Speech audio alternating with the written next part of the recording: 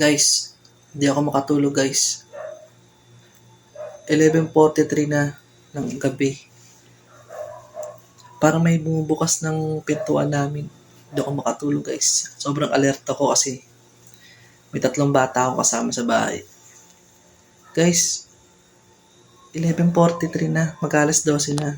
Parang may bumubukas ng pinto namin. Tignan nyo guys.